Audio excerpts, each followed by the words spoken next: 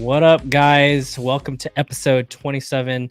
I am here with Matthew Brannon, and we're going to be talking about all the new additions from Icast. Not all the new additions to Icast, but we're going to be primarily talking about kayak accessories and new kayaks today. Let's see. So, you were going to tell me about a story that you heard. There's a video of it too. There's a video? Oh yeah, I saw it on Facebook. No way. Absolutely. I gotta get that up. Golly, I don't know if it was on the KBN page. Was it Kayak Bass Nation's I'm page? pretty sure that's where I saw it. Look it up. Let me see. This is why I need someone to just find the video for me. You know, the Joe Rogan podcast? That's right. Somebody Like who works in the background. Yeah, exactly. Where's the video? Look for the blue kayak from On the Water Day. The On the Water. Bonafide flips. Well, just tell me a little bit about So I don't know who the guy was. The story. I don't know if he was one of the media guys or if he's somebody from the kayak community that was just like showcasing new products, but I don't think so. To me, because of what he did that caused the flip, I don't think it was somebody who normally gets in kayaks. But it was a bona fide. I don't know which one it was. Maybe the 127. Was it the skiff? I don't think it was. It wasn't the new one? I don't believe so. Oh, okay. But it had a torpedo on the back, and the guy gets in it, and he's talking about the motor, and he's like, I'm at zero throttle right now, and I'm just going to hammer it. I'm just going to shower down on it. And he throws the throttle down, and it takes off, and I'm pretty sure it had the foot steering, and I don't know if he just cut into it hard, but definitely, the thing about keeping your head over the center of the kayak because that's where your weight is. Yeah. He leaned into the turn and leaned to the outside, and it just rolled right over. So he didn't lean. So what is your biggest tip? Is it lean with the side you're turning? I wouldn't lean. Why would you wouldn't lean at all? You don't lean at all? Keep your head centered over the kayak. Oh, really? Oh, yeah. Okay. But when it fell, I guess it goes from his view, from his GoPro. He had an action stick or something, but it goes from that to somebody else filming, and the boat spins around and smacks him pretty good while he's in the water. And of course, everybody's yelling, if he's okay, and it was pretty funny. So he was all right. Was it Shane Lamont? No, definitely not Shane. Shane knows better. Shane wouldn't hop in a boat with a stern mount. I think Shane knows better to throw his weight like that. Yeah, for sure. So, what do you think about the new Bonafide Skiff 117? Neat concept. It goes to somewhat of kind of like the paddle boards that are being used by the fishermen now. Boat, whether it's Live Sports, their L2. It's along those lines. It just kind of it's a combination of the paddle board and the kayak. Yeah. I don't know how I feel about them. I like having, being a pro angler, I like having like an interior to my boat, somewhere that like fish jumps and starts flopping off my bedroom board. It kind of keeps them in the boat. You like gunnels. Yeah. That more flat deck, that's just asking for stuff to go over the side. Yeah, that's for sure. But Amanda, she's got that Icast 11. It's built that way. It's a flat deck. Is it the Attack 110 or what is it? What is it called? She has the Icast 11, the inflatable. Oh, okay. From Hobie. Yeah. Yeah, that's what she's got. She's actually got that right now with her while she's traveling across country. Was it Dustin Nichols was telling me that the Bonafide Skiff 117 is similar hole shape to kind of like the Hobie Lynx. Is that pretty close? It's a flat hull. I don't know how the underside of it looks. The Hobie Lynx is pretty flat. I mean, I guess technically it's got two sponsons, but they're very shallow. I mean, it's a flat boat. They said the Bonafide SKF 117 is like the whole shape of the SS 127. Oh, really? So I'm pretty sure it's it's good. It's stable. It has secondary stabilization, but it's, in my opinion, it's one of the slower holes.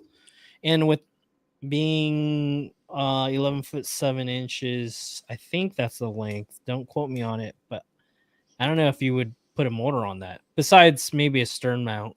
What do you think? The only thing, if it's the same hull design as the SS-127, Yeah. that's a catamaran style hull. It's mainly the two outside Yeah. sponsons, which is what gives it its stability. If it's Yeah. like that and it has the channel in the middle, it's got potential. The Lynx is a little loud on the water for me because of that flat hull. Oh, okay. It tends to get a lot of hull slap underneath it. Yeah. So it just depends on how it is. If you had a bow mount on there and it really pulled the front end of that boat down, Yeah. You might have some issues. Yeah. Stern mount, that would What do probably. you think, innovative wise? Do you know why they? Well, I mean, like I said, I had a discussion with Dustin Nichols, and he says it's more for like your shallow water game, red For the red fishing, fisherman, yeah. red fishermen. Yeah. Stand up fishing, shallow saltwater flats. Yeah, I could definitely see that. But bass fishing, that's, you probably wouldn't say, it wouldn't be a good fit. Well, it depends on your style. So me, no, because I like big open water lakes. I mean, I don't. People talk about kayaks and being able to go places that boats can't go. That's not what I do with my kayak. I fish typical places that you would fish out of a boat. So I wouldn't want something small and for shallow draft like that. I like a barge. I like Mahogany PAs. What do you give it a score? 1 out of 10. What is the bona fide SKF 117 in terms of innovation? What is your score on it from 1 to 10? So innovation wise, not on the actual hull itself, maybe a 5. It's not a new thing. It's a shallow draft boat. It's a combo, paddleboard / kayak, which we've already seen in the market. So, I mean, I wouldn't say it's innovative. As far as a boat itself, without being in it, it's hard to rate it, but I could definitely see that niche market for the shallow salt flats fishermen. Yeah. Like the Lynx. Or, Texas, redfish, absolutely. coast. Florida, eelgrass flats in Florida. Something light and easy to throw around. Yeah, exactly. Perfect. Let's move on to, have you heard anything about the Wilderness Attack 110? I have not played with it. At that length, once again, you're talking a riverboat. You're talking something that's. It's not. I was thinking more of like it's the perfect boat for Hodges. Because it's because the ramp's out of the water. And it's light. It's an inflatable. Supposedly, it's supposed to be a rigid boat. It's 10 feet, super compact. But what they say, it's supposed to be as rigid as a boat. So why not? The only thing is, I don't know if you can mount an NK 300 or Taquito 11. What is the Taquito version of the stern mount motor without the foot steering, the handle? Oh, the travel motor, the ultralight travel motor. Yeah. Is that is it 3 horsepower too? Still, yeah. Sure is. Have you tested one of those out? I haven't. The only person I've seen run one, oh man, Dave Brooks, I think, has run one on a new canoe. The new canoe. Oh, okay. How was that? It's pretty quick boat. Was it quick? Was it like 6 miles an hour? Yeah, you're talking 6 mile an hour. 6.2, 6.3. I mean, which is the same thing we get out of the PAs. That's a hull design thing. Just remember, the fastest boat with their Taquito is actually a Take 2, Jackson Take 2, and then the Jackson Nar, and then it's a Hobie PA 14, I think, right? Is that faster than the new inflatable Osprey? Oh, come on, man. That's not even in the same genre, man. Jeff's running it on that boat, though. It's inflatable. How long is it? I don't know what his Osprey measures. 11 and a half is what comes to mind. Yeah, it's a short vessel, right? It's a short inflatable. There's 2 that he's run the 1103 on inflatable wise. It's the NRS one and then the Osprey, which is made by Innovative Sportsman, I believe, is who makes that one. How fast are you going? Empty boat, just you. I've never run it that way. Okay, full load, tournament load. Full load, I can get six all day. 6 miles an hour. Yep, I've had it faster than that with a tournament load, but I would say 6 on average. But now, and I carry an absolute ton of stuff too, so I'm usually running at least 2 batteries. That black pack, the 16x16 black pack, is completely full. My front hatch is completely full. I'm running 2 46 amp hour batteries and a 23 up there for my 2 graphs. So I'm definitely heavier than most people. Amanda ran hers. She's got the same hull, 180 Hobie PA14 with the 1103 when we were at Tulloch, and she ran it completely empty, and she was getting like 6.6. Yeah, let me turn off my AC. Hold on.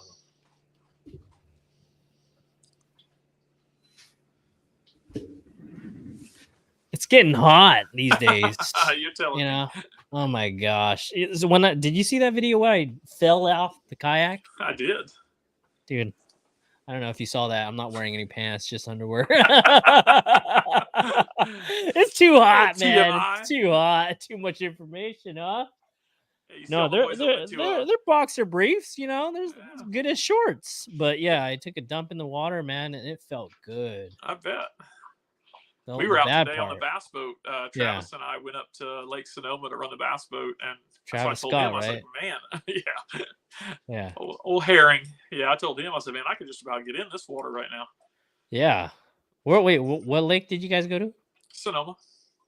Oh, is it clean right now? Oh man, it is very clean. It is very high. It's high, clean. Oh, yeah. It's not muddy at all. Not at all. It is that 10 foot. Typical 10 foot is what we have. It is that typical Sonoma, that aqua blue. It's like almost tropical when you're at the launch. Almost like you're not catching a lot of fish, right? Like you can throw a big old wake bait through a creek channel and the fish could see it like a mile away. Yeah, it's super clear. Now there was like small fish everywhere. We saw plenty of like 8 to 10 inch bass. Every cove had them. They were just stacked up in the back of the pockets. Did you go to Cherry Creek?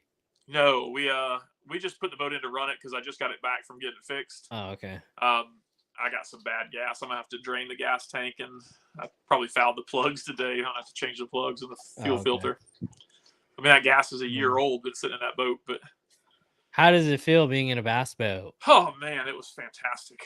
I told Travis, really? Oh yeah, it's got me itching to get some boat tournaments here. Man. That's what I told him. I said, I fished from the kayak forever. Used to fish from the boats all the time, and man, it was super nice being in that boat again. Yeah. But I put a new trolling motor on the front of it too, so I upgraded the trolling motor. I got the motor fixed, and the ease of being in the boat, just throw your stuff in and go. When we got off the water, it took us all of like 5 minutes to pack everything up to take off to come home. Did you load everything up from your kayak into the bass boat, or how? No, I grabbed like 6 rods and just a little bit of tackle. I threw my black pack in there because it was already packed up. Yeah. Well, I mean, you don't even carry any spinning rods, so it's all there's bait casters. You did? Well, Sonoma, you have to have spinning rods. I didn't use them. Travis fishes left hand. I fish right hand, and he didn't have his rods. He was over here helping me. We were doing some maintenance on the camper, and so it was kind of an unplanned trip.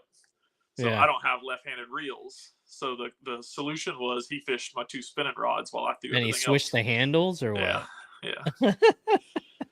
So we got a few bites. He had a couple bites on a drop shot. I had a couple bites on a jig, but no, we didn't catch anything. But once we figured out we had bad gas, I mean, we fished right there under the bridge and at the marina. Yeah. So we weren't far. Man, Sonoma Lake is a good night fishery. I love it. Love it at night. Crankbait by wake bait. Well, Whopper plopper. That's all you need up there at night. Whopper plopper. Oh, really? Chatterbait. Oh yeah. I remember I used to win the KBF National or the one night stands up there on the Whopper plopper. Did you ever compete against the Sonoma boys over at Sonoma Lake? The Sonoma County. Yeah. Yeah. Remember they kicked me out. Was it from Sonoma Lake where they kicked you out? It was a night tournament at Lake Sonoma is what I won, and then the next tournament was at Lake Berryessa. And when I showed up to fish is when they told me I wasn't allowed to fish with their club anymore. Oh man. So, because That's that the was drama. I'd only been in California for like 2 weeks, and when they had that night tournament, I Yeah. went up there to fish it, and everybody thought the kayak was cool, but nobody really wanted anything to do with it. They liked their pontoons. And then we fished the night tournament, and I won. And they were like, "No, that's an unfair advantage. You can't fish with us anymore." Damn, you got bullied by the Sonoma County Bass Club. I put up almost 18 pounds that night. So I think second place was 11 pounds. Damn. 18 pounds is a solid bag over at Sonoma. 20 pounds is a great bag over at Sonoma, but 18 is super solid over at Sonoma. That was I caught everything on a Roman made negotiator, glide bait, and a spinner bait that night. Spinner bait? Like a black one, or it didn't matter what color? I caught them the couple hours we had before dark, and then the first couple hours of daylight, I threw a white spinner bait, just a double willow blade spinner bait. I see. But everything at night, I caught on that Roman made negotiator. Yeah, man, I had some terrific days with the wake bait, the Wake Junior, and the Lure Jensen speed trap. Yeah. Over at Yorty Creek. That rip wrap right at the ramp. Mm-hmm. Is that in water right now? Shoot, is that in water? It's all the way up to the top of the ramp right now. No way. So you don't even see the rip wrap then? No. No, you can see the top of it. You can see the top, like a couple feet of the rip wrap? Oh, okay. Man, that place is killer at night. It's probably on fire right now at nighttime. Oh, I'm sure. Over at Yorty. My best night ever on big baits was on Sonoma. I had a 4, 5, 7, 8, and 9. 4, 5, 7, 8, and a 9. Yep. A 9 is pretty rare over there, isn't it? I've caught a couple. Don caught the pants. The no pants scene. I don't care. You got a couple 9s out there. I haven't caught. I think my biggest fish was 7 because they're long there. They don't get a lot of girth. Yeah. They're probably like 23-inch bass over there, right? Like the biggest. Yeah, they're longest ones. Well, no, I mean they're long. Like you catch a 4-pounder on Lake Sonoma, and a 4 is like 20 and a half inches. Oh, 20 and a half. Yeah. Where you go to Clear Lake, and a 20-inch fish is 5 and a half pounds. And when you go to Spring Lake, a 4-pounder is like a 19, right? It's 20-inch. Yeah.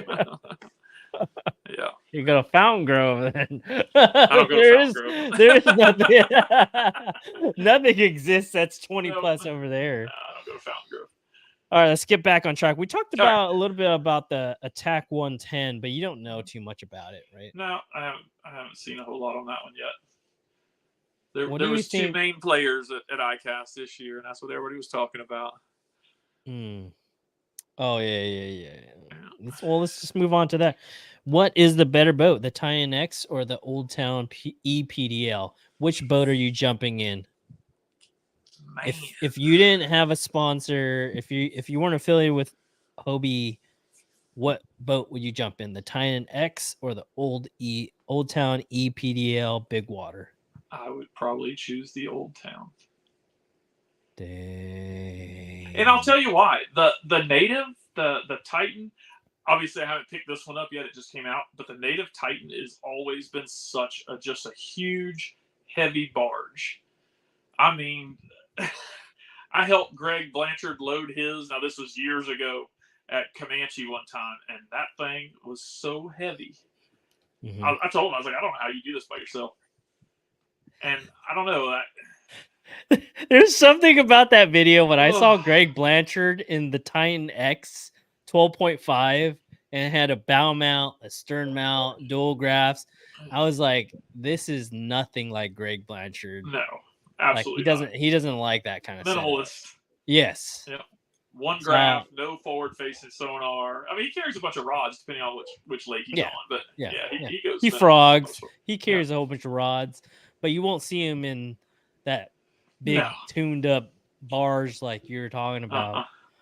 You know, you'll probably see one of the SoCal guys like that. Yeah. You know, like Chris Harris or even you, minus the bow mount. Yeah, no bow mount for me. The other thing with the Titan, and I've heard it discussed, and some people say that even the new Titan X, you get wet feet. That's something I've always noticed in Greg's videos of the older versions of the Titans, is that there's always water in the footwells. I just don't like that. I throw a lot of stuff in the floor of my boat, and I don't want washed with water constantly. So some people said that they fixed it on this one. Some people said they didn't. So I don't know. We'll have to wait and see that one in real life where we can make that determination. Now, the innovation-wise, it was pretty sporty. I like a lot of what they did to it. The battery storage front and back. What score do you give innovation-wise for the Titan X? So the swivel seat, that's been done before. That's not a new innovative thing. Very innovative thing. Yeah, new canoe. I like the battery storage front and back. With the trend being more motors in kayak fishing, especially on something like the Titan X that is so big and heavy. I mean, absolutely, you're going to power it. I don't think I would fish a Titan ever if it didn't have a motor on it, either the front or the back. So the fact that they did incorporate the battery storage, the trend with Hobie is to do the A-trail across the front, right behind the rear hatch for your dual graphs. Titan, the native, did address that, and they put a crossbar up there to mount your electronics on. So I thought that was pretty they sporty. have like two slide area, two tracks where you could put. Well, there's an actual crossbar.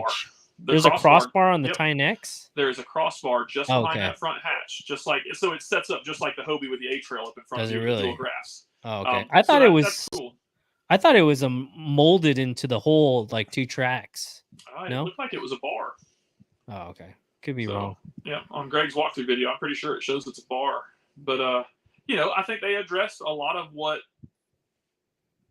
the trend is going forward in tournaments. Tournament anglers, we see the dual graphs. We see always at least one motor, if not two. There's not that many tournament circuits that allow you to run two, but just the fact that they took input from the anglers and incorporated that into the new design. So you got to give them somewhat of a high score. So, I mean, you're probably looking at a 7, 8. Yeah. Yeah, innovative-wise, got to give it up to them. They made that compartment for the battery, so you don't even got to worry about putting a battery case in there. You just put a circuit breaker on top of the 100 amp hour or 65 amp hour 24-volt battery, and then you run two dual graphs. You don't even need you might have to buy some attachments for it. Yeah, I'm sure. Comes out to be like $100 or something like that, but it's pretty dialed in for a battery and a motor right away. Like you don't need to do that much customization with. Well, and the other thing is they include, I believe that includes the foot steering. That includes it too? Yeah. Oh wow. That was part of that new design. So you don't need much. No. How much are you looking rigging up a Titan X with a Torqeedo 1103? How much are you looking to spend? Let's see. Torqeedo comes in at what, $28.99, something like that for the 1103. Okay. The foot steering's already there, so you're basically throwing it on. You would have to have, well, your motor mount's already there because the motor mount comes with the Torqeedo. Mm-hmm. So you're just spending the $28.99 for the Torqeedo that comes with the battery to get that part on the water. I'm sure you're still going to need some, like I use all the Yak Attack track mount accessories on mine for lifting the motor, the cleats to cleat it off, the reverse lockout. You're still going to need that little stuff. So, I mean, you're throwing in $50-$60 in parts there. 60. So you just round it up, probably like $3,000, and you're mortared up. Yep. If you're doing the 403, how much are you looking at? It's about $500 less. $500. Okay, so like 2,500 versus $3,000, and you're mortared up with the Titan X. That's not bad. I mean, if you really look at it, a Titan X with the stern mount motor versus a Hobie PA14, you're looking at Hobie PA14 360 is what, $6,000 right now, or although, I mean, if you're going to go with a motor, why get I don't know. Some people still like the 360 with the motor, but my opinion is if you're going to go with a motor, why buy the 360 model? Why not just get the 180? Save some money. Right. Which ends up being 7.5. Yeah. 7.5 versus like 6.5. So have they released the MSRP on the Titan X yet? Yeah, I think it was like 32 or 3,500 or something like that. I think the 10.5 is like 32 something, and then the 12.5 is 35, I think. Gotcha. So you're just looking at a grand less. The Yep. Jackson Nar with the Torquedo 1103 would be probably a grand less as well, right? Mhm. All right. My question is, why doesn't Hobie just plug that hole and just make a hole smooth flat on the bottom without the pedal drive insert, So that way, for guys that are not even thinking about a pedal drive, then Well, but then you're building a new mold and tooling a new hull for the few people that don't want the drive. So like me, I still take my drive with me. I don't use it, but I take it with me. yeah. If I ever have a problem, if I ever run out of battery juice, whatever, I mean, I can drop the drive in to get home. Yeah. So all you need is a Jackson Take Two. Who said that just now? I saw that comment at the bottom. If you're never standing up, all you need is a Take Two. Yeah. Although the Jackson Nar, I think it pushes waves better. It rides Really? over the waves. Yeah. I mean, you could see it. And then Hobie PA14s, those two boats, the Jackson Nar and the PA14, they go over the waves. They don't even push the waves out, or the waves don't come over the top that often, right? Have you had a wave come over on top? Oh, absolutely. Yet? But I fish in stupid conditions too. Oh, you talking about ocean life or what? Ocean, Salt? The Yakabas TOC last year on Berryessa when it was blowing 25 to 30, and I decided that it was a smart idea to go out in the big lake. Oh yeah, I put up a video of that on my Instagram. I was catching waves so high over the bow that they were hitting me in the chest. Wow. Oh, it was bad. I don't know if I called him or texted him, but I texted James and let him know. I think I shared my location with him. It was so bad, I was not 100% that I was going to make it back to the launch. Oh wow! And I wanted. But you're a Coast Guard though. Like that don't mean nothing. Like you're a good swimmer now, or absolutely. I mean, your first thought is like go to the bank, right? Or no? Right. And I stayed close to the bank on my way back. What happened is I was down in the I guess down in the Narrows. I don't know a whole lot about that area, but I had launched out of is it Pleasure Cove that's down there? Not Markley, but the next one over. And I fished my spot, and then I decided to come out into the main lake and then go into this creek arm where there's a big ski area. Mm-hmm. And I had to cut the main lake to get in there. And when I went in there, it was fine. It was glassy calm out. And then when I turned around to come back out of there, it had whipped up, and it was blowing from north to south, which means it was blowing all the way down the lake before it got to me. And I was at the very south end of the lake, and it had built up to probably, and it was like probably 3.5 foot waves. Dang. Super choppy. It was ugly. So I called Amanda and let her know. I was like, hey, I screwed up. I got out here, and I'm going to have to go back to the main lake to get home. I think she was out of town. And so I called James. I'm like, hey, man, I said, here's where I am. If I don't make it back, at least, this is the general area. Yeah. Because like I wasn't worried about dying. But I mean, if the boat went down and I had to swim to shore, it's not like I'm going to walk back to Pleasure Cove from there. I mean, you're talking following the shoreline. I mean, we're talking probably 15 miles to get back to the launch. Got it. Dang. And we actually had, I don't remember who it was. The day one leader actually sank his PA in that tournament. Really? Yep. He fished. Who was it? Man, I don't remember his name. He fished offshore day one and caught him good and was leading the tournament. And day two was when we had all the weather come in, and he decided to try and go back out there and fish that same place. And it was that 14? bad. Yeah, I'm pretty sure he was in a PA 14 360. And did he have a spot lock or no? Yeah, bow mount spot lock troll motor. Yeah, I mean, I don't think I advise anybody going out there with 3.5 foot waves, even with spot lock. That's what I'm saying. I mean, it's even more dangerous. Bad. Yeah. Like any motor, actually, whether if it's stern or front. So I made it, and like I said, I mean, you can see in the video how bad it was. I mean, the waves were crashing over the front of my boat, but I mean, I made it back. Where's the video? It's on my Instagram. Is it on your Instagram? It's one of the reels that I shared on Instagram. It was. Was it from Outdoor Power Couple or the Outdoor Power Couple? shameless. Yeah. What is it called? Shameless plug. Plugs, yeah. Where is it? Let me share presents. Let's share screen. We'll share this tab. You Yeah, see it? I strap. Oh yeah. Which is it further down? Oh yeah, it's further down. Man. It's before the duck hunting, right? Yep, it was What's before it? What is this cheetah?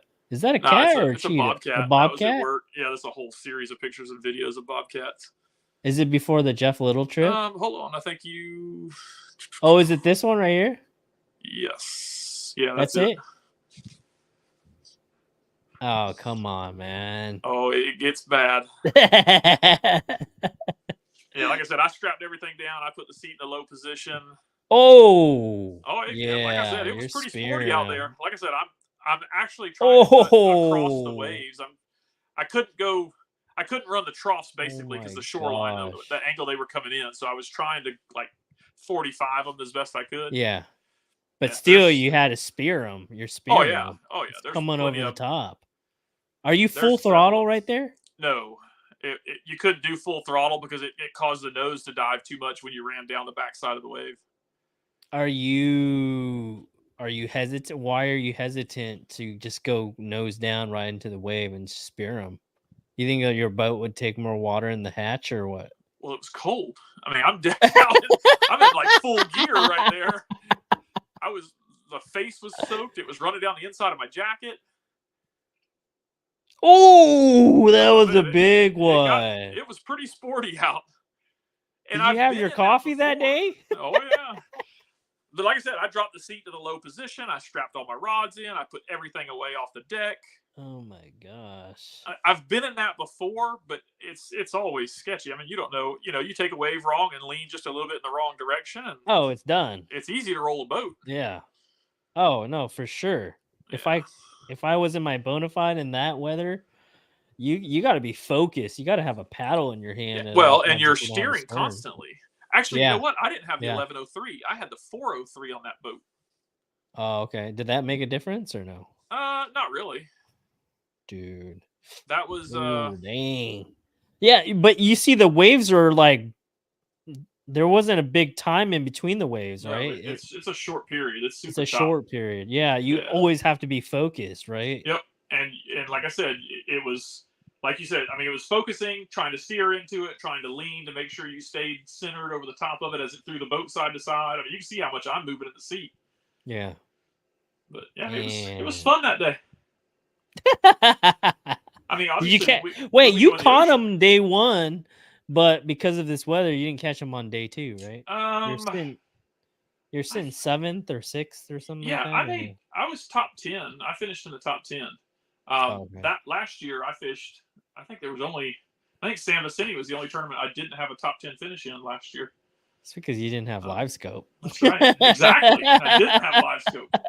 I think I finished 9th in the TOC last year.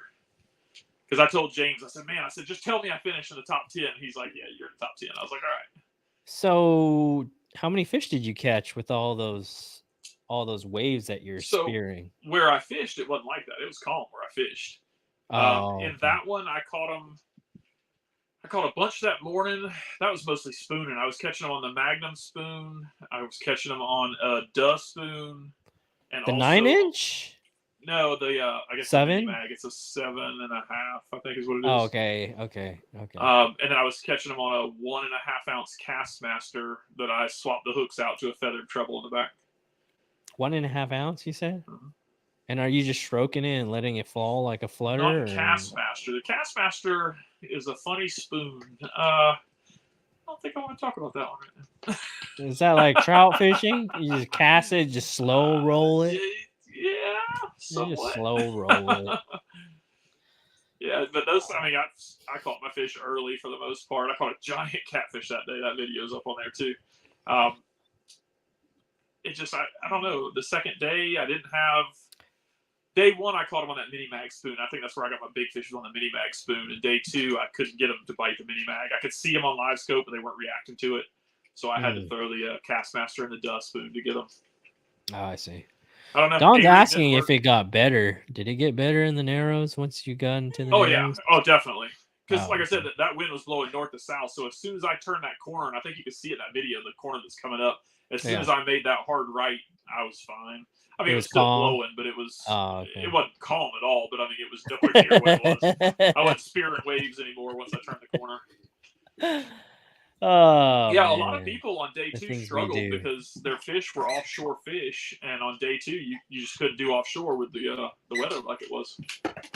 You said the A-rig played a role.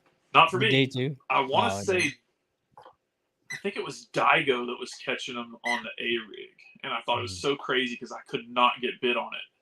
And Damien, did Damien win that one or did Greg win it? Damien was throwing a tail spinner because he had broke off his last one, and I loaned him when we all camped together. And I loaned him. Oh, was it that one? Day. He won it, right? I don't remember if he won it or Greg won it. One of it them was two. a Berryessa TOC. Mm-hmm. Oh, he won all the TOCs, man. Yeah.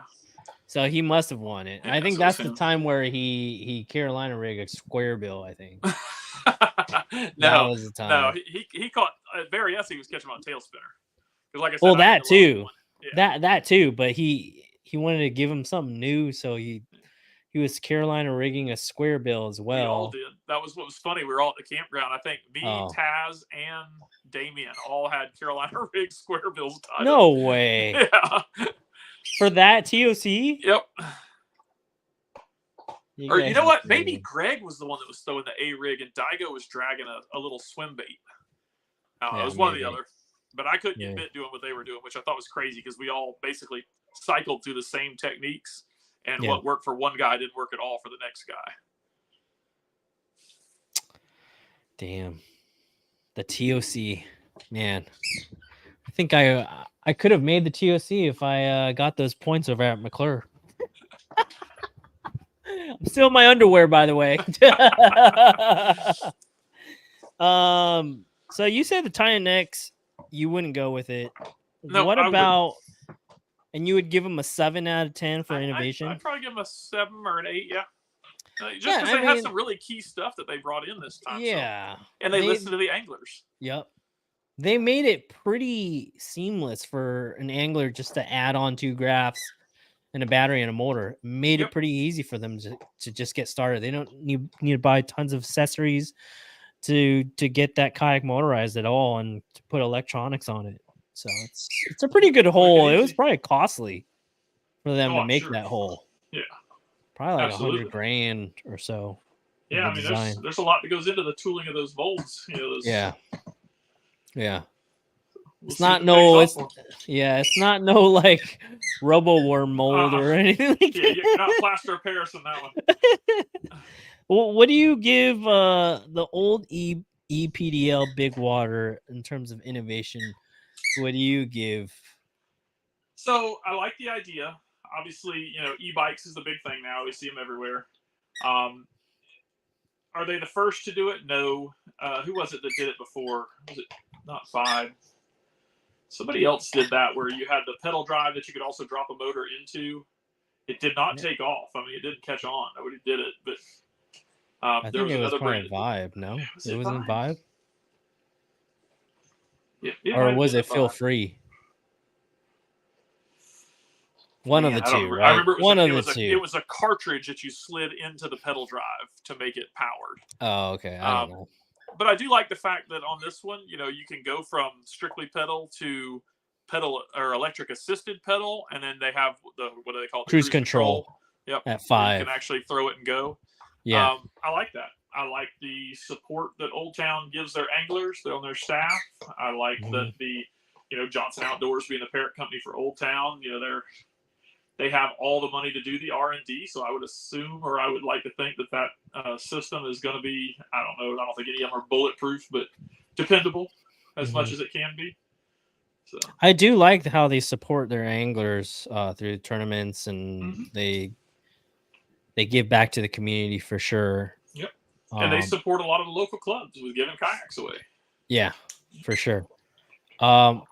My only thing as a tool and a guy that likes motorcycles, cars, motorized kayaks, I don't know if a pedal drive assist is something that I would be like keen on getting. It's kind of like when you go over at Santa Monica Beach or I don't know where, San Francisco. Do you want a scooter that you want to scoot around like you're using your energy and you're pushing along and it just assists you? Or do you want the scooter that you can just go full throttle and, just hammer down Right. and, Well, and the only thing you I saw know? is the fact that so if you get this EPDL, and it was talked about on social media, if you get the EPDL, you pretty much have to register the boat. Like you don't get an option to. It is Yeah. a motorized vessel the minute you Yeah. buy it. Whether you Yeah. use the electronic part of this electronic assist or the cruise control, it is still a powered boat, an electric powered boat. Yeah. So it's not an option anymore. Yeah. So that's yeah, the I don't only know. downside. I don't know. And this, yeah, I mean, that's the only thing about it is that motor. And then the cost of it is pretty expensive for the speed. Absolutely. You know, Yeah, I haven't seen a top speed posted yet, but we know Old Town. Well, I guess that'd be a different motor though, so we'll see. We'll have to I see think it's what. probably like 4.5, 5. My guess is they said 5, but I think that's with the empty load. Yeah. So maybe like a 4.6 or 4.5. Yeah, and the big water, if that's the hull they're running it in, that's a long boat, so that's a good hull for speed. Yeah. It has a stability, obviously. Innovation, what do you give the score? I mean, well, it's something new, right? 6 or 7, yeah, 6 or 7. You wouldn't give like an 8, 7.5. I can't because, like I said, there's another company that's done that already, so it's not. The idea is. But they're going faster, right? They have cruise control. Yeah, they are going faster. Yeah. I think the only difference is that they have that assisted. So the other one that you could power, it would power itself as well, but it was an electric assist. So, and then the only thing I didn't see covered on the EPDL, did they go over battery, like what you're doing for battery in that thing? Yeah, it's a 36 volt, 30 amp hour. I think 30 is low. I guess 30 for 36 volts, not bad though.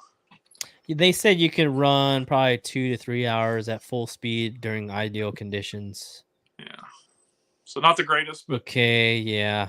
I mean, if it were you owned one, you'd probably throw another 30 amp hour in the back. And it's not that big. It's actually, it fits right in that little hatch that they have in the back of the seat, which is, it's only yay big. It's probably like a little bit bigger than a 12 volt 30 amp hour. It's probably like a 50 amp hour, more rectangular shape. Yeah. But look, Don's asking, are they going to allow the big water EPDL for Hobie BOS? Nope.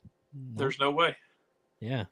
They will not budge on the electric powered or a powered boat. Yeah. It is pedal only, manpower only. And electric assist is still electric motor. Now tell me this. Why didn't Old Town? Because I know a few guys that felt like Old Town missed the mark on this one. Why didn't they just make the autopilot a faster hole, keep the spot lock, and turn into a faster boat? But the faster boat,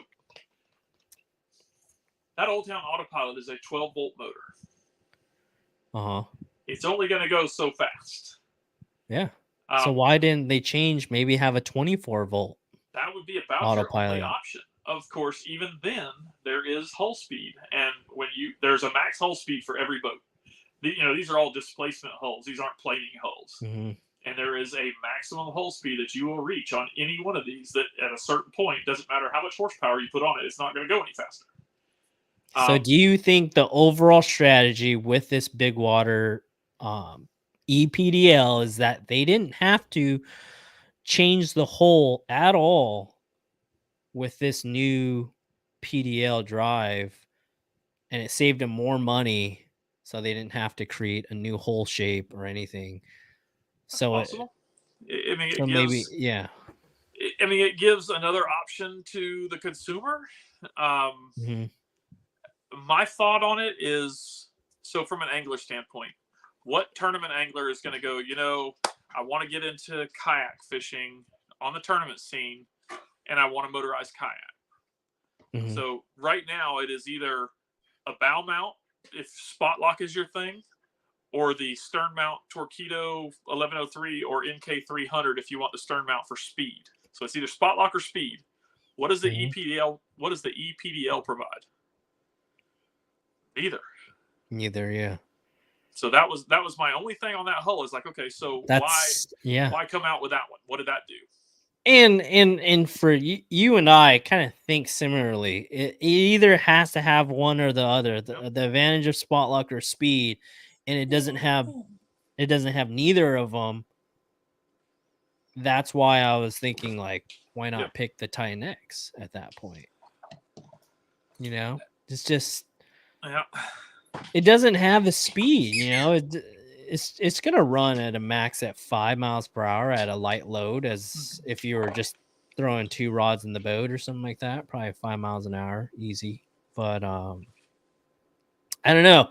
It's either you're going 6 miles an hour, you're going fast during a tournament, 6 miles an hour, or you're going slower at 4.5 miles an hour and you're using spot lock. Yep. That's for the me. deal. Those are the two. I don't know, the two norms. You're either going speed or you're going spot lock, and I just don't know. I don't know what group they were trying to cater to. Right. They almost took like a step back in terms of tournament fishing. Right.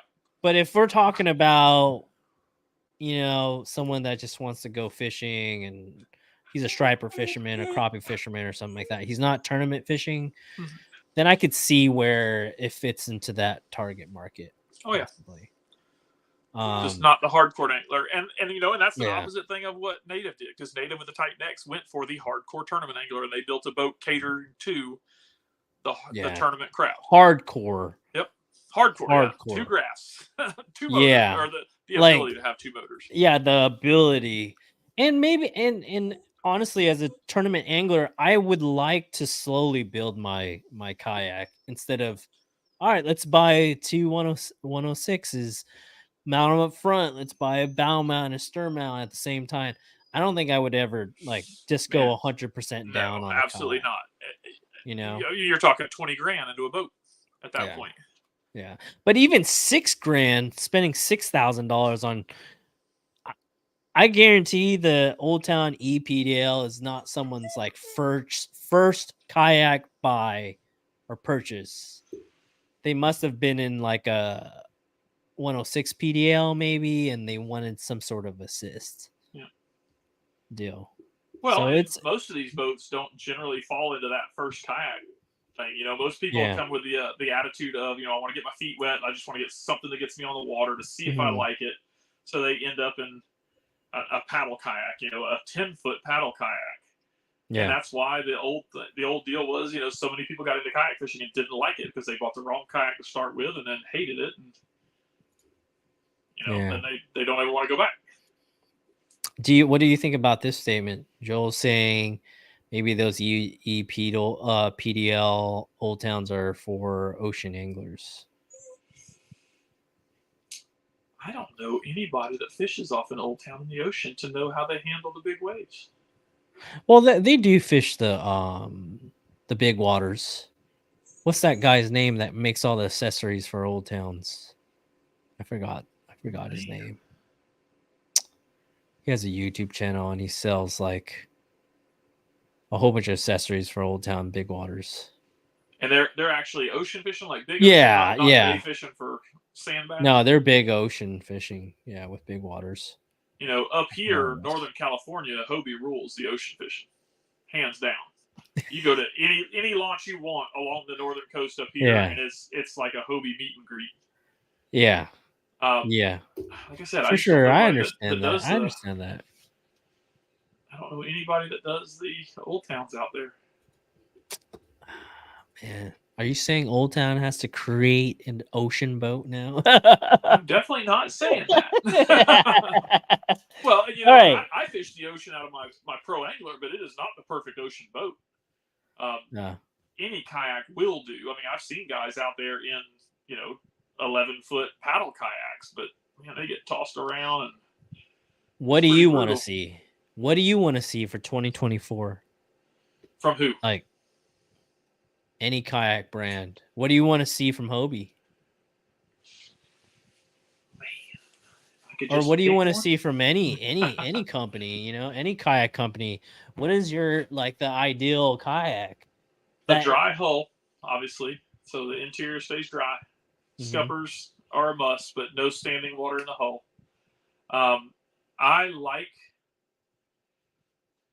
So you made a comment to me one time on the first tournaments you and I fished together about me being stealthy with all my rods laid down horizontal. That's how I used to run all mine.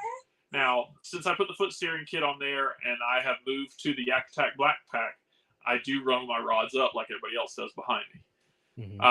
But I still like the idea of the horizontal rod holders, and I use them even on mine with foot steering. I want to say I can get rods in all three, but the bottom two are easy. I can easily put 4 rods down there. So I like horizontal rod storage. I like dry footwell. I like access to the front and rear of the hull via something for rigging, some type of hatch system. Okay. A pedal drive? Oh, definitely a pedal drive, because I still, my plan is to run back east next year to fish Hobie tournaments. So the Hobie BOS. Okay. So definitely has to have a pedal drive. I do like the fact that what it was one of the Jacksons, and I think it was the Take 2, was set up with I guess the idea of putting foot steering in, so they had the little bumps where you could actually drill your holes to run your steering lines through the inside of the hull. Yeah. Definitely appreciated that. That was something that Jameson showed me when he was staying here a couple weeks ago. So that would be nice. So something like the Hobie PA14, similar to what you have, but a drier hole, more upswept bow maybe, or something that sweeps up. The Hobie PA, it tapers in from the side, and there is a little bow flare to it, but then it kind of dies right there at the front. So we do take, as in that video you saw, it does take some waves of the front, maybe a little more bow flare to try and redirect some of that rather than come over the front. When it's ideal conditions, the bow raises up and it flares all the waves away. Yeah. But when it's not ideal conditions, then it starts nose diving into it. And so like standard boat wakes, taking boat wakes, if you're running the pedal drive and you turn into a boat wake to anticipating that hitting you, you can wait and you learn how to time it. I think it was Bryce Gibbs and I were talking about it one day. When that wake hits you, as soon as it gets to the front of the boat, if you pedal hard, you get that bow lift, and it helps stop that spearing of the waves. Hobies aren't terrible about it. Usually the first wave you get away with is the second one that you take the water over the bow. But you can counter that somewhat if you just pedal hard into it. I like the idea that Native had when they did on the Titans. They have the space for the motor mount in the center, and then the space for the power poles on the sides, where you're not having to add like a Tim Percy triple threat bracket or something on the back to be able to accommodate that. I don't run the power poles personally, but I like that idea. I like that option. So you're saying be more tailored towards having a stern mount motor the next build and having better access to the rear for motor reasons and rigging reasons. So just be more open to rigging, pretty much more friendly for the back. Yeah. Now Hobie, I would like to see Hobie. Their Hobie's, I guess, direction has never been motorized, and that's why they don't do a lot of the stuff when it goes to catering towards motors. But I know a lot of people have problems with the bow mounts on the PAs with the steering tube on the 360 taking on water. I can see them fixing that. I don't know, man. I've been in a Hobie PA so long, I don't really want anything else. Yeah. Does it get wet? Does it get wet in there? Is that what you're trying to say, that it could improve? So in the hole? in the oh, you're talking about inside the hole. Yeah, the steering tube on the PA 360 tends to take on water if you have a bow mount motor. Okay.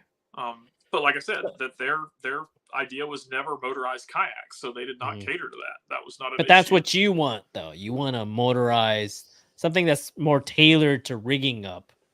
For motors, yeah. For a stern mount. Okay. But I use the stern mount, so I don't have the problem. I don't have a steering Yeah. tube. I run the 180, the Pro Angler 14180. So Right. I don't have And it issues stays with the water. dry. It stays dry inside the hole, and I get in the water flip in my platform. hull, but it's something that I know I can fix, and I just have never bothered. I mean, I get like a couple cups of water in there after a full 14-hour day on the water if it's rough. If it's not rough out, I don't get any water in the hull. But the horizontal rod holders, the tubes up front, those brackets that they install that actually have the openings for the rods to go in, the seal around there, if that gasket is not perfect, you will get water in there if you have water that ever gets into your floor and like is standing water in your floor. Like I said, I all I gotta do is pull those off silicone and put them back, and it's done. How about a less robust kayak specific for bow mount motor? I don't think you want a bow mount though. I mean, you're sponsored by Torqeedo too. Yeah, And that's not really your style. I don't fish that way, right?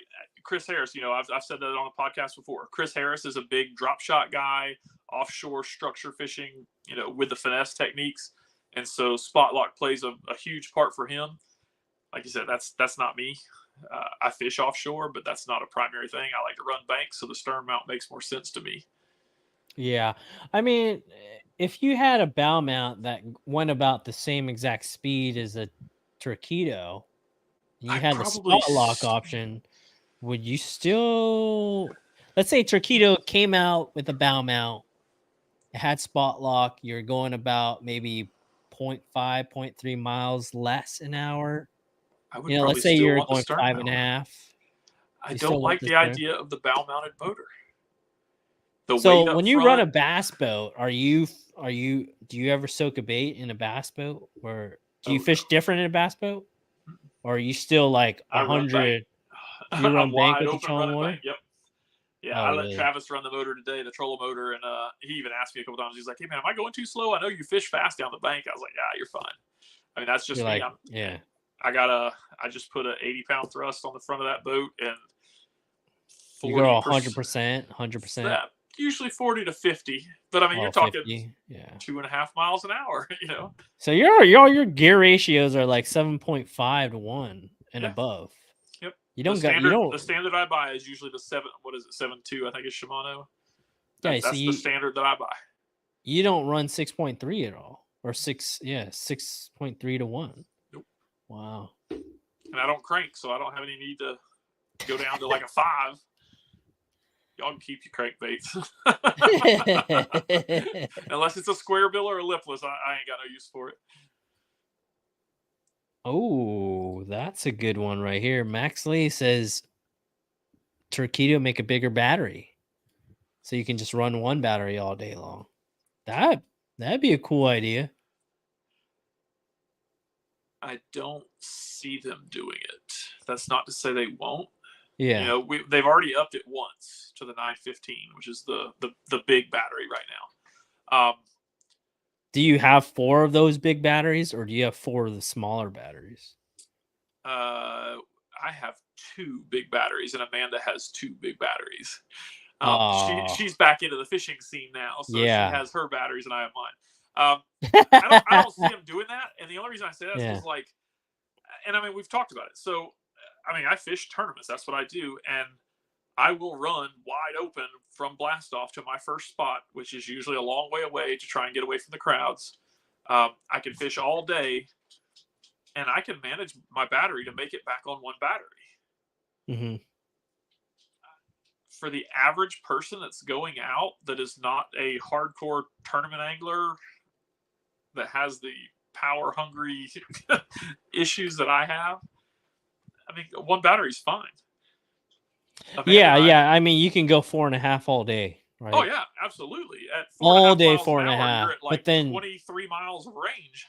But you're crazy, and you do 6 everywhere you go. Yep. Wait, you don't do 6 at fishing speed though, but you do 6 for long runs all the time. I do 6 at long runs, and even while doing 6, I'm fishing if I'm near a bank.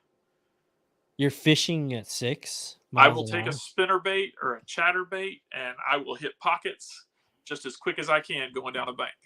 Really? Absolutely. 8-to-1 gear ratio.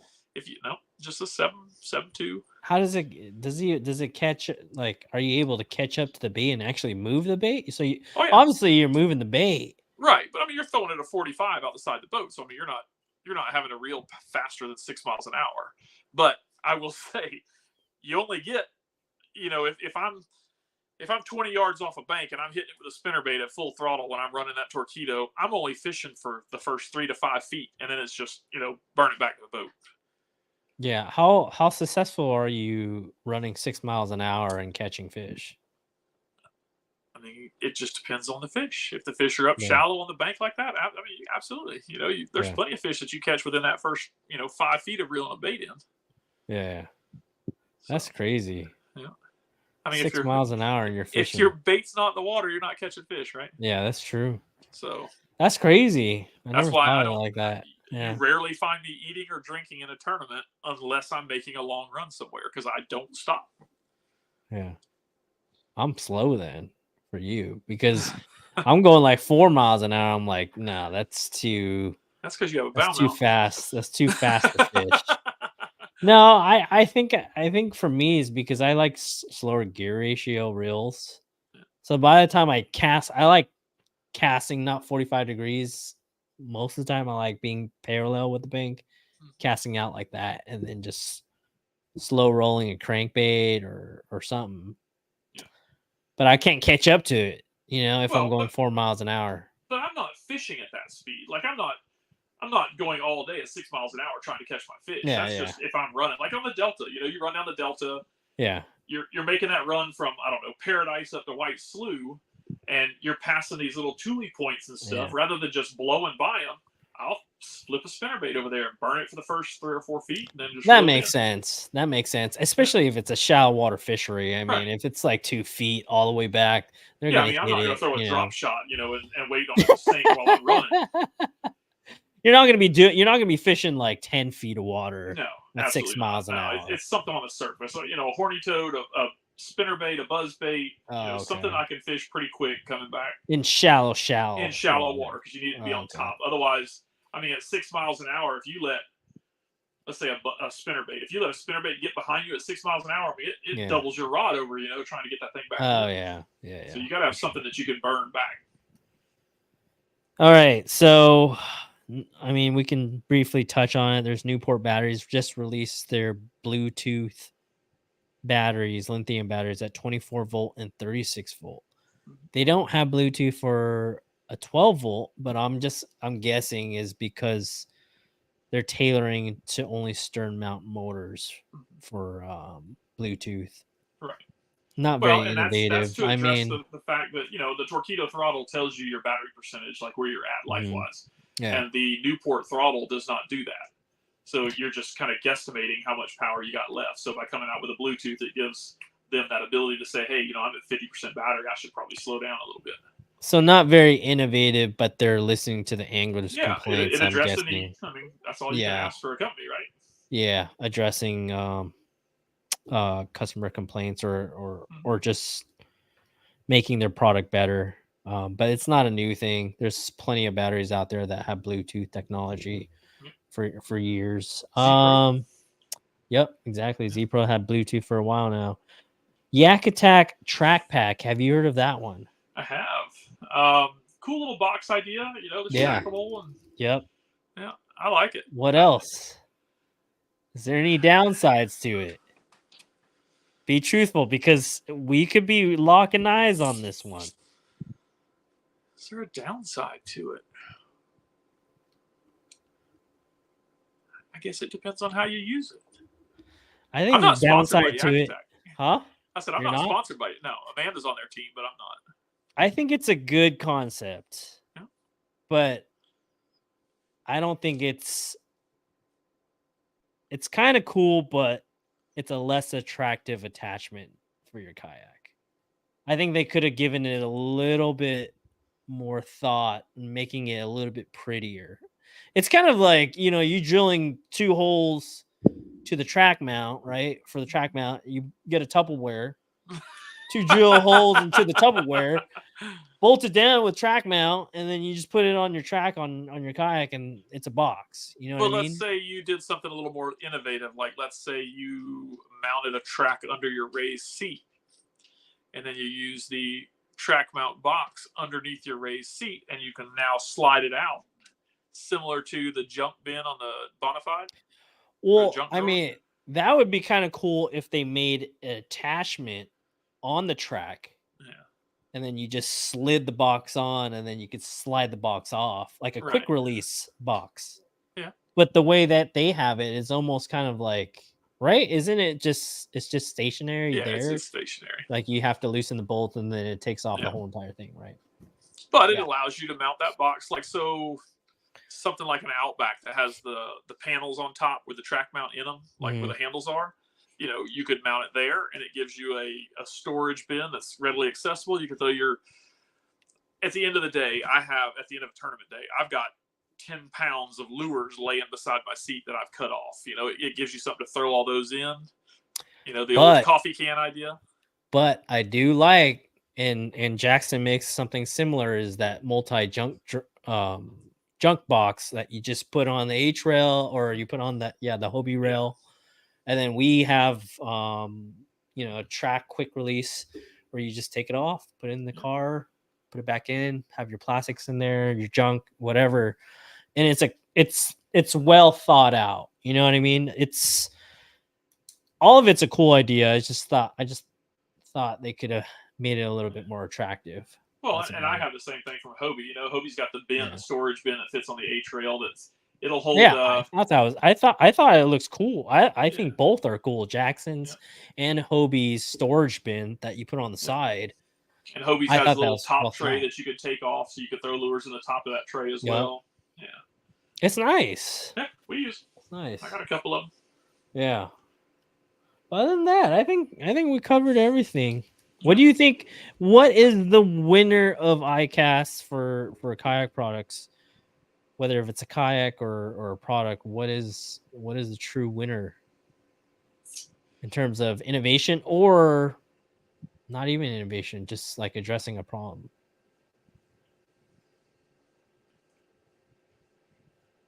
So there is a new, and this was Amanda's pick. How about that? Oh, okay. She was there. All right. Who was it? What's the company? Angel. Golly, not Night Angel. They do the lights, and they have the new kayak light kit for them. Oh man, they got a bow mount and stern mount, and there is a new remote model that just came out. You don't know what brand it's from? It's something Angel. Man, I cannot think of the name of that. I think she'd actually pick some up there. What's the cool deal about that? It's just a nice install kit. Quick, easy mount up on the front of the boat for a bow light. It's got a 360 stern light, one for the back. They're coming out with remotes for them, so you don't have to jump up. You don't have to, like I run the Yakutech Visicarbon Pro. Cool. And I've always liked Visicarbon Pro, but I mean, like I mount mine. I have a 90-degree Yakutech offset that I have to reach back there and unscrew. Yeah. For my bow lights, I actually install a set of LED strips with a push button to turn them on and off, and I can do that for my seat. But it'd be nice to have it on remote where you can just click something off. Yeah, that's a game changer right there. I like that idea too. I don't know why I can't think of what that thing is. Night Angel, Dark Angel. But they addressed it with the front and rear lights. And like I said, I'm pretty sure. Guardian Angel? Guardian Angel. There you go. Max Max Lee coming up with the deal right there. There you go. And then Don says you could put the Boondocks groovy landing gear behind the seat. Wait. Right here. He's talking about the Yakutech. The downside I see on the Yakutech box is the plastic wearing out from the sun beating it all the time. Those tabs will break. Come on, Max. You don't put a cover on your kayak when you're not using it?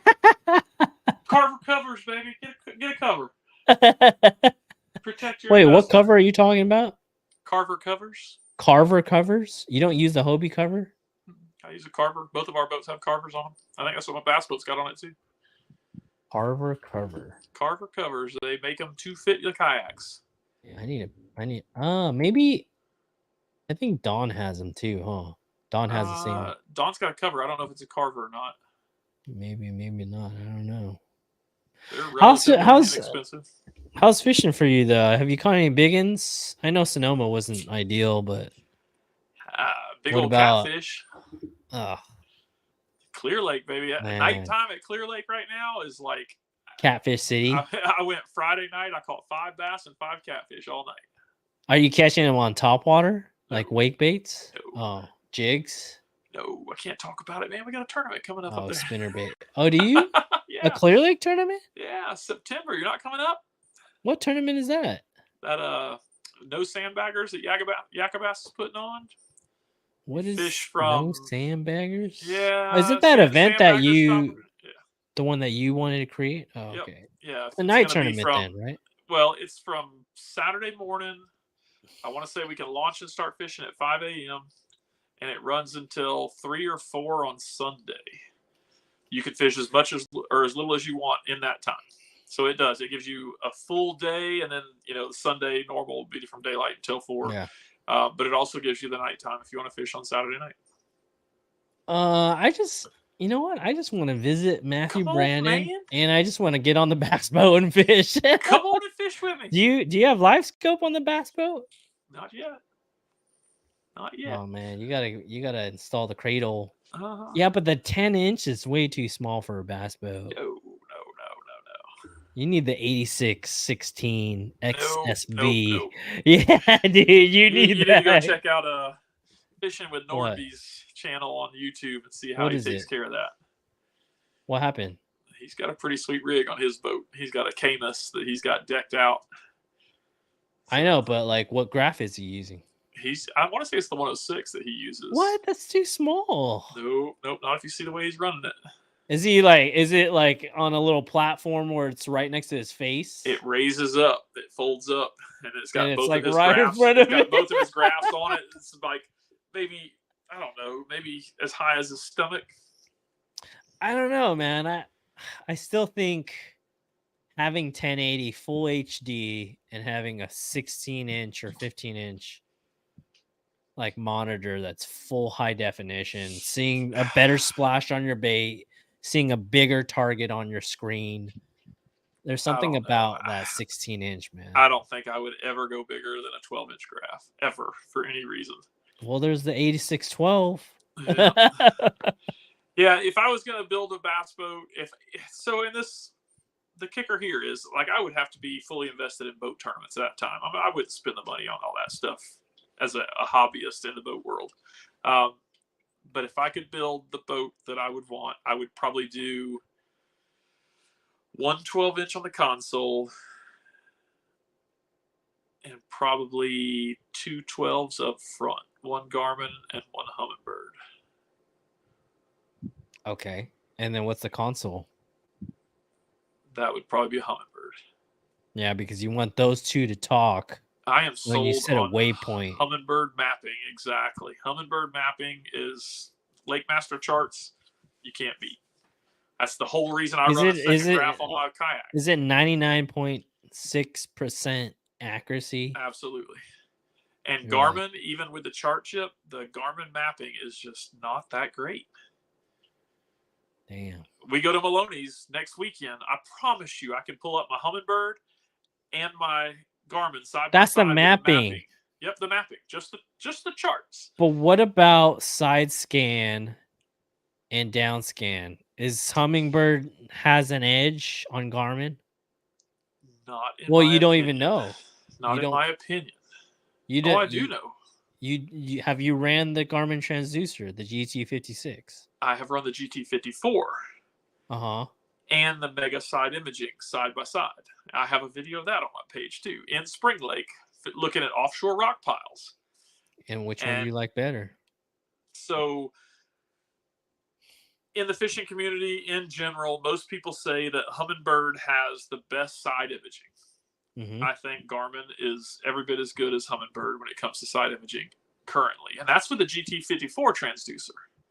And Really? I have a video side by side of the Humminbird Mega and the Garmin side imaging scanning an offshore rock pile, Mm-hmm. and they are just perfect, both of them. Mm. Now I can tell you my GT54 transducer on down imaging gives me a better picture than my Humminbird down imaging, but Really? the caveat there is I'm only running a Helix 7. So in the Helix 7 transducer, there is only it's called a piezo. It's the crystals that do the imaging for you. Basically, it's what sends out the RF signal. There is only a how do they do it? It's a side imaging piezo that gives you a down imaging image, basically. Whereas if you jump up to, I think it starts at the Helix 9, there's 2 piezos, one for down and one for side. So you're going to get a better image out of a 9-inch Humminbird just because of the dual crystals that come in the transducer. I see. It is crisper. Like what I did notice on my buddy's boat, Joe Show Fishing, when he's side scanning and down scanning, I could see like the striper, the dots, and they're just like crisp, the dots. But when I'm on my Garmin doing side scan and down scan, the dots are smaller, not as crisp. I mean, if you come across a school that's like 30, 40 fish in a school, you could see them, but you won't. I don't see them as well as a Humminbird, like but 9 you have or to compare 10. apples to apples too. So if you're going to do that, you need to make sure that your Garmin, the range that you have your Garmin set to, is the same as the range as the Humminbird. Yeah. I understand that. It's like just I still feel like Humminbird is their side scan is in detecting fish wise, it's better. I feel like detecting fish like on down scan. It's just a crisper read when you're down scanning. I could see the dots and be like, oh, okay, that's a fish's bladder. That's a fish's bladder. Like I can drop down on that without live scope and be confident that I'm fishing for a fish. Well, see, and if I was doing the bass boat thing, I would have those 2 graphs up front, one Humminbird, one Garmin. The Garmin, obviously, for the forward-facing sonar. Yeah. And hey, Maggie, my dog's barking at something outside. But I would have the Garmin set up for forward-facing sonar and the Humminbird for 360. Yeah. 360? Yep. You want 360, but it takes some time for it to fully rotate. And you're a power fisherman. You have that trolling motor at 50%. Yeah, but why would that live? I do fish offshore, and I do fish rock piles offshore. Okay, so you soak a bait. I don't. I still fish. I power fish offshore rock piles. But that 360 I've seen it too. Yep. I've seen you over at Tolik. Oh yeah. You Texas rig, and I seen you cast offshore and drag it back to the boat slowly. Yeah. But to be able to pull into an area and use the 360 to literally scan 360 degrees around the boat and show me where those rocks are. Maybe you have this rock pile that's here, but there is a single rock off to the side at 40 yards, and to have that 360 to be able to detect that rock so that I know to turn my forward-facing sonar to it to check it. That's when you're offshore fishing and you're slowing down quite a bit, though, compared to your shallow bank beating strategy. Have you won fishing slow? Yeah, I've won fishing a drop shot. I just no, the whole entire time. Oh wait, you did the shaky head. I did the shaky head at the Possum Kingdom event. Yeah, that's right. Yeah. Sure did. Damn, dude. Offshore rock with forward-facing sonar. Didn't need spot lock. Dude, I think Bow Mount's calling you, bro. No way. Bow Mount's saying, "Come to the dark side." We both fished that with no forward or no bow mount. I bet you if you had a bow mount, you would make the same cast every single time, and you would caught back to back to back to back to catch 106. It wouldn't have worked. I fished 3 different schools along that break line. And I think you would have. You don't think if you had spot lock, you would have caught more fish in that school on each of those schools? No, I don't. Is it because you had to let them reload back up, or you broke them apart? Oh, okay, It's not even that you broke that's them fair. apart, but they would just move up off the bottom to the top of that shelf to feed, and then they would sink back down.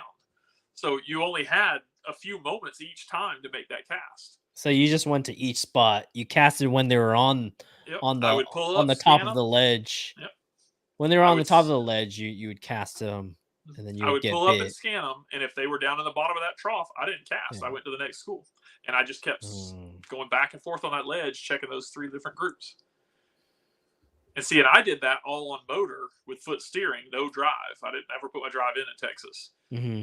Christine is just the opposite. She pulls up, pulls the motor out the water, and drops her drive in and uses her drive to fish. For a spot lock. Basically. Yeah. So she would. I mean, I'm not saying she would use a spot lock, but she's pretty much using. She likes being on a spot, right? And staying there. So she didn't move back and forth on that ledge as much as I did. She stayed on a school. Are you the type of guy you'll drop down on them like one cast, and if they're not buying on the first cast, you're out. You're checking out a new spot. In that situation, I did. Once I figured out that those fish would not be feeding the bottom of that trough, I did not even cast if they were in the bottom. I moved to the next group. And you kind of read that out, right? Yep. Because if you casted a bait and the fish were there on top of that ledge or that trough, and if they didn't eat right away, because you already knew if they were there, they would eat right away. Right. So if they didn't eat, if they were in the bottom of that trough, I didn't even cast at them. I either moved to that next group to see if they were up, or I looked for individual fish sitting on top of that ledge. Yeah. All right. What GDH Fishing is asking you? How is Possum Kingdom? I'll be there in November. Oh, how is man, I would love to go back to that lake. Travis and I actually talked about it tonight. He's like, "Let's go. Let's take the bass boat this time." And I was like, "Oh." So I will tell you, the Possum Kingdom is good enough that I told Amanda that when I retire, we're going to drag this fifth wheel down there. We're going to stay a little bit. It's better than Clear Lake. It is on par with what Clear Lake used to be, I would say.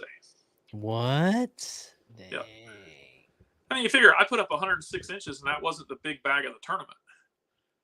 What was the big bag? 110? 109, I think, is what the guy had that won. It man, it's got so many different options. When we were there, the lake was like 6 feet low. There was not really any grasses in the lake to fish, or not that I saw. So we fished rock, we fished standing timber, like kind of like Sonoma type standing timber, Lake Sonoma. They had a lot of that in there. Had a lot of docks. Had a lot of. Did it have brush piles or not? Had brush piles. Yeah, they were trees. No, they were trees. More trees, yeah. Like Sonoma. Okay. But when the lake does come up and is full, you have stuff that looks like tules. I don't know if it's actually tules there, but you have stuff that looks like tules that get flooded. And like Guillermo, we were talking about it. He was like, "Bro, there's these areas that you could sling like a half-ounce swim jig or 3/4-ounce swim jig as far as you can up into that stuff, and they'll smash it as soon as it touches." I mean, that's my kind of fishing, man. That's power fishing. Wow. There was everything from the north end where the river came in, the Brazos River came in. It was muddy. It was like super red clay, chocolate milk type stuff. And then varying clarities as you move south towards the dam. And then at the dam, you had like 14 feet of visibility. We're talking like big baiting, like you could throw a glide bait and just, I mean, I was slinging I was throwing an S-Waver 200 and slinging it as far as I could. And the water was so clear, I was fishing these like rock fingers that stuck out off the bank, and it had like 30 feet of water in between them. And as I would work that glide back across the top of them, I could watch fish 40 yards out in front of me following. I mean, it's that clear. Oh, wow. And catching them. I mean, you could catch them. It's like Sonoma clear, or even clearer than that? Clearer than that. Like 14 foot, I think, is what I saw when we were down towards the dam. Oh, well, we didn't go all the way down towards the dam. That's like San Vicente clear. Yeah. San Vicente was pretty damn clear. Yep. Damn. Yeah, I definitely, that's definitely somewhere I'm going back to. Have you fished OH Ivy yet? I have not. I was supposed to fish it last year. Amanda and Christine did their women's group or women's fishing federation trip to Lake Fork last year. And the plan was we were going to drive down. I was going to fish OH Ivy for 2 days, and then we were going to head to Lake Fork. And that was when we had the fuel prices skyrocket, and it made more sense for her to fly, so we didn't do it. Okay. But I'll get there. OH Ivy's kind of a crazy place. You obviously, all of us, it's a bucket list type place for us because we see what comes out of there. Josh Jones has made it famous with his live scope in the place. Yeah. Or active target, excuse me. Yeah. Well, I mean, he was live scope. Yeah. And then he switched over to active target. Garmin wasn't treating him well or something, right? I don't know his story with that, but I know that if you talk to the locals, they say the lake's drying up. Really? It's drying up? They said it's low. So that's good. It's going to concentrate the fish, but I mean, like, if you actually listen to Josh Jones and what he does, I mean, some of those fish, I think his first giant that he caught out there, he was idling from the dam to somewhere else across open water and saw fish. Yeah. I mean, that's not something that you can go target. That's the luck of the draw. Obviously, he's got a lot of luck. But during springtime, I could do it, but during summertime, I have trouble keeping the crappie off. Yeah. Like I could do it during April, May, and they're all 22, 21 inch bass that I'm targeting that are suspending out in the middle of nowhere. But when those crappie get active and they're out there with the bass, man, I'm catching like 8 crappie to 1 bass. Oh, yeah. Or sometimes I don't even catch a bass. I just catch crappie all day. And I'm like, I get sick of crappie fishing. You know how you fix that, right? I really do. Huh? You know how to fix that, right? Just turn it off. Put that spinning rod away. But no, I'll fish OH Ivy one day. But I mean, at this point, after seeing what Possum Kingdom has to offer, I'd rather go to Possum Kingdom. Yeah. Did you see Bob Zang's night fishing adventures? You check out his YouTube, man. He posted up a video, and he's from Possum Kingdom. Yes. See, that's what happened to him. Doing that, man. We talked about going down there and night fishing. No, that's what he did. Yeah, well, we were going to, and I guess we were just so exhausted from spending, the 30-hour drive and then spending daylight till dark on the water every day in practice. That night fishing down there has got to be crazy. I think that's what happened with Bob. Is he was so in tune and staying time when tournament came around. He was just toast. He was done. He was like, I got all the night fishing juice that I needed. Yeah. Well, I think I told you at one point we saw his car at the launch in the same parking spot like 2 days in a row, like odd hours, to the point where I messaged him like, "Hey, bro, are you okay? Like, your car hasn't moved." He loves that night fish. I mean, he stuck I think multiple 9s with the wake bait at night. Oh, I don't doubt it at all. I mean, Matthew Scotch did that in practice. Had a 9 and a 10 on a glide bait at the same time. Went and had a 6 and a 7 on at the same time. 6 and a 7 at the same time? Yeah. Damn. The guy that won, he said the school was just massive, and he was catching 2 at a time on a 6XD. And they were giants. The guy that won it. Yeah. I mean, look at the school that Christine and I found. We fished it for, I think I spent my last 2.5 hours on that spot, ended up at 106 inches, and she had 102. I think she ended up with 102, and that was in a 2-hour time. Man, if she and I could have sat there all day, there's no telling what we'd have caught off that school. No, probably easily 110. What was your biggest fish? A 24 or 23? I had a 23 3/4, and she had a 24. Back-to-back casts out of the same. No doubt about it. If you spent all day there, like 210 plus. Yeah, easy. That's what I mean. For those kind of numbers, man, I'd love to go back. There was, I think somebody ran the numbers, and there was something like, man, it was crazy. It was like 40-something fish were caught over 20 inches. There was like 19 caught over 23 inches or something like that in the tournament. Damn, I mean, that's insane. 19 over 23 inches? Yeah, 19 over 23 is good. Somebody did a spreadsheet on it and had like the brackets with how many of each size were caught. But dude, I'm catching numbers. I'm catching like 17s and 18s, and I'm just like trash. Trash. When you catch like 23 then 24s like back to back, 22s, 21 and a half. You're just like, man, these are the fish. Like when you're starting to cull out 21s, it's incredible. Uh-huh. It's incredible. I love that feeling. Yeah. Man. Oh, I need that in my life. So Clear Lake is not even, doesn't even touch what it used to be, huh? I mean, you know, the Wednesday nighters that they have 2 weeks ago, Peyton Lindell caught 19 and a half pounds for 3 fish. He had a 10-2 kicker. Okay. So, I mean, they're there. Yeah. They're just more few and far between than the way it used to be. Yeah. Sad. Kind of sad. I mean, even at night, you know, the average goes up at night. I mean, you're still catching better fish. I had a 413 or 414 was my big fish Friday night. But, you know, that's still pretty sad compared to the way it used to be. Yeah. I mean, I used fives, to average... fives and sixes are like you needed 5 of those. Yeah. Well, you needed 5 fives. Yeah. I mean, back in the day, I would catch 10 to 12 fish a year between 9 and 10 pounds out of Clear Lake, and that's not how it is anymore. Yeah. It's not 40-pound days, huh? Where you have to get 33. It takes that in the spring 33. Still. It still takes 35 pounds. Oh yeah, two years ago. I think 2 years ago, Jake Traub and I fished a tournament up there and had 20. We were mid-20s and we were like 18th or 19th. Damn. Took 43 won, 42 was second, 40 was third, and then it dropped down to like 35 pounds for fourth. So you were at Clear Lake in 2015, you said? I was here from 2013 to 2018, and then left for 2 years and came back in 20. Was 2013 one of the best years at Clear Lake or no? I would say it was one of the best. No, but it was like, I mean, if you any time of year, if you came in with 25 pounds, you might bombing. Catch a check. That's like a you bomb. Might catch a check. Yeah. I did the ABAs over in 2008 2008 ABA bass boat fishing as a co-angler or team. And if you didn't have 33 pounds to 35, I mean, you're not getting top 3.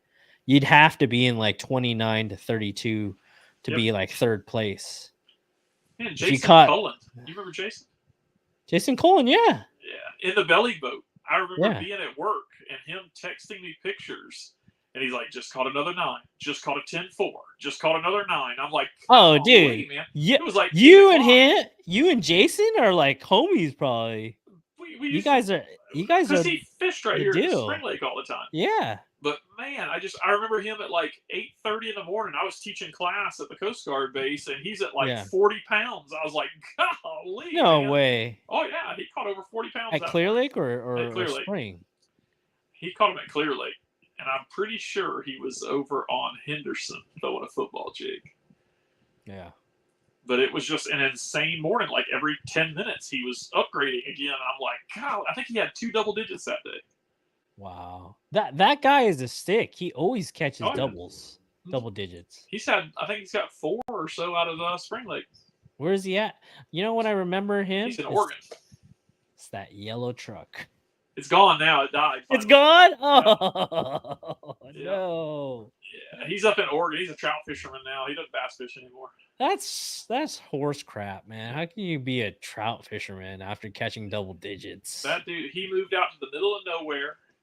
He got into physical fitness and is pretty jacked now. Stays in the gym. Is he really? Right, stays in the gym, eats right. His pastime is hiking and trout fishing at this point up in Oregon. Wow. Yeah. Do you guys stay in contact or no? Nah, I just see him on social media these days. Oh, man. Yeah. I used to fish with his buddy, Rich Morgan, a ton. I don't know where Rich Morgan is. You know Rich Morgan? I don't know him. Okay. He's another Spring Lake belly boater, though, right? Yeah, he's a Spring Lake. He had the Dave Skadden. Round tube, though, right?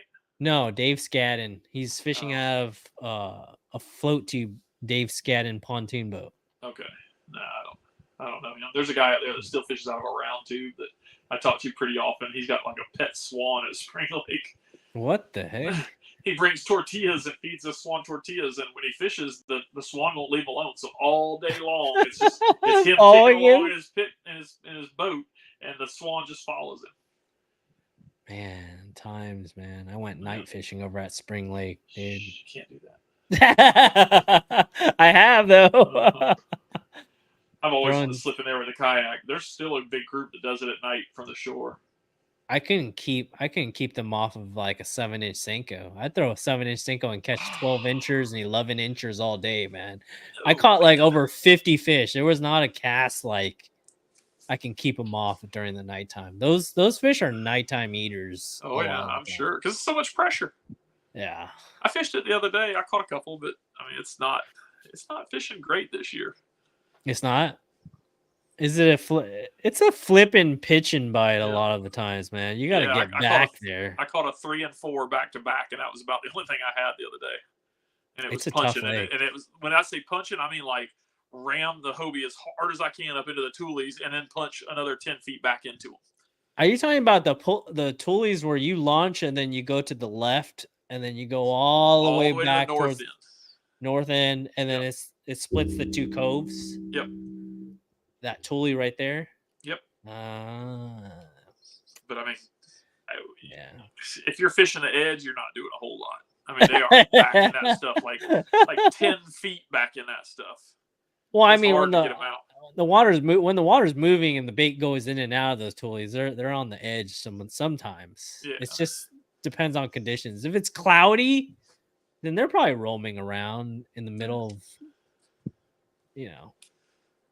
you're probably out there with Lord Bird just killing Jake. it. Well, Jake.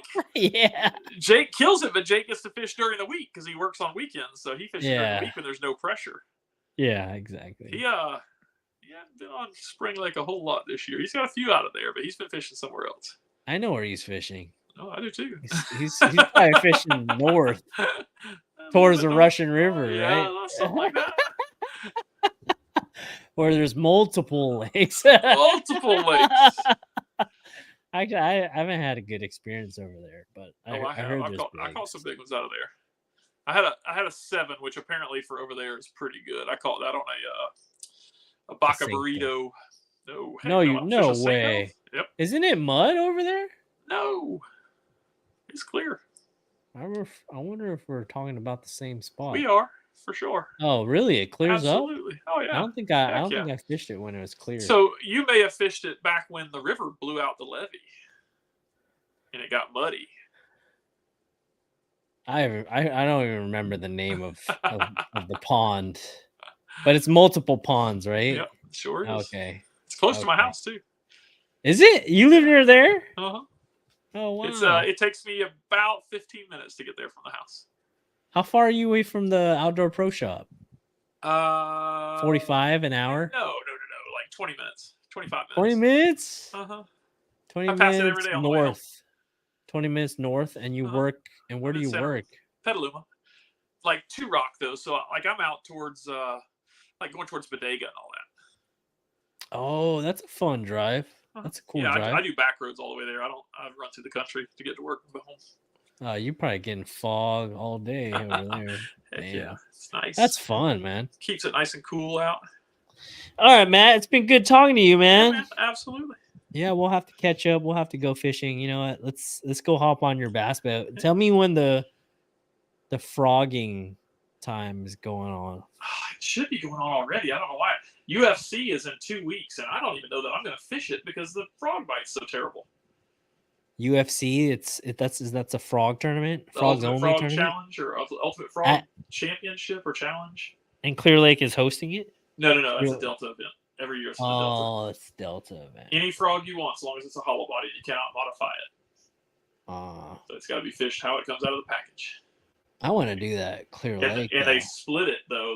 So I don't even know the Clear Lake would be good right now, but they split that tournament. So you fish Saturday. You fish from like I don't even know what time they launch, noon or 1, something like that, until dark, and then you fish Sunday from daylight until like noon or 1. Oh, okay. So you get 2 tides. You get a morning and evening bite. That sounds good. And I think it's either 2 or 3 fish. Is it a team tournament? It is. Are you fishing with Travis Scott? I don't think I'm going to fish it. Oh, I haven't caught a topwater fish this year. I don't even throw top water, to be honest. Oh, I do a lot.